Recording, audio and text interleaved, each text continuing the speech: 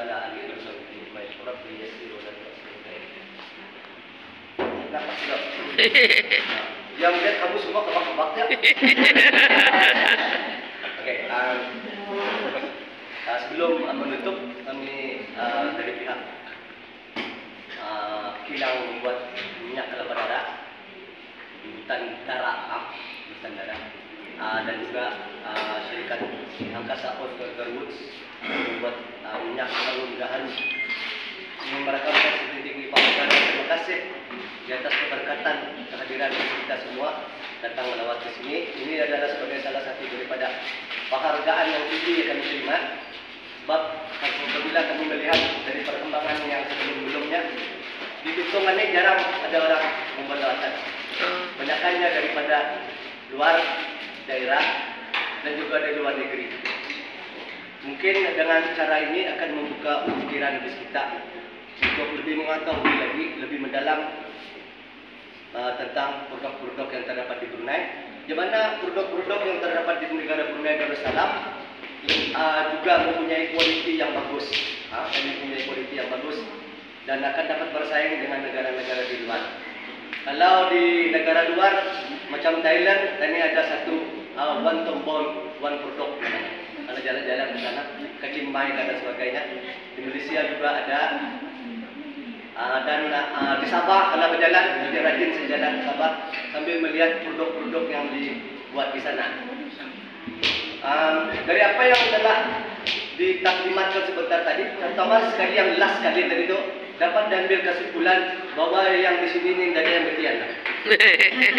Oh, kalau betian ada yang muntah dia tadi. Selingan saja.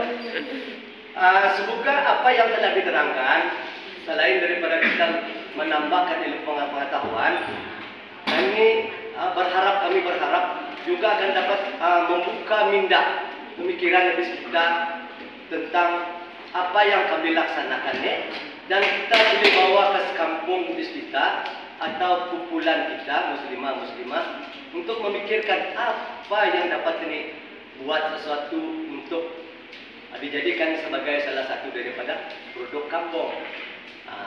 Jadi sebab produk aneh, dua produk aneh adalah di bawah satu produk satu kampung.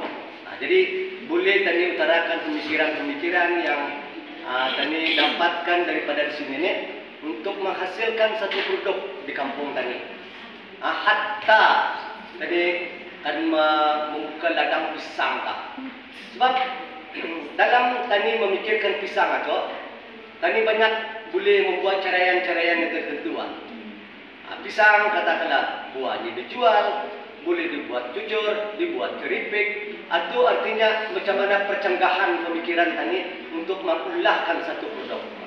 Jadi apa yang dapat tani ulahkan menjadi sebagai salah satu pemikiran-pemikiran yang akan membuka minda tani untuk menghasilkan atau menunjukkan produk yang dapat dibuat di kampung tani. Selain daripada untuk menunjukkan bahawa tani mempunyai satu pemikiran untuk mengembangkan pemikiran tani itu berguna. Kadang-kadang jangan sejak tani banyak banyak cakap cuma ni, tapi tani dia dapat kembangkan, sedangkan benda tu boleh diusahakan dengan cara bersatu pemikiran dan tani berunding melalui proses-proses yang tertentu. Katakanlah ketua kampung, kemudian tani menghadapkan kepada jabatan daerah. Jabatan daerah akan memberi bantuan yang secantik betul. Bagus durang akan membantu tani dalam apa-apa saja. Produk tani terbagi kepada dua, jangan tadi mikirkan produk tani satu saja. Ini produk ini produk tahu ini bawa. Kadang-kadang nasi katuk pun ada produk. Ada dulu pernah sekali kami ke ICC, nasi katuk dibawanya ke sana. Macam mana kan standardnya tu? Yang kelamparannya tadi nasi katuk itu di mana? Tetapi oleh kerana kampung itu tidak dapat menghasilkan produk, dia masuk. Yang cantiknya juga kalau tani ini ada satu produk satu kampung, dia ada satu keistimewaan dibeli oleh pihak kerajaan. Katakanlah siwanya 3.000, kadang-kadang tani berapa? 100 102. Jauh tu perbezaannya dalam 2000 lebih. Atau keistimewaan adalah diberikan oleh pihak kerajaan, subsidized pada government.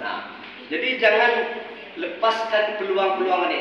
Jadi satukan pemikiran tadi. Jangan berfikir hanya kamu saja bawa laki-laki ke.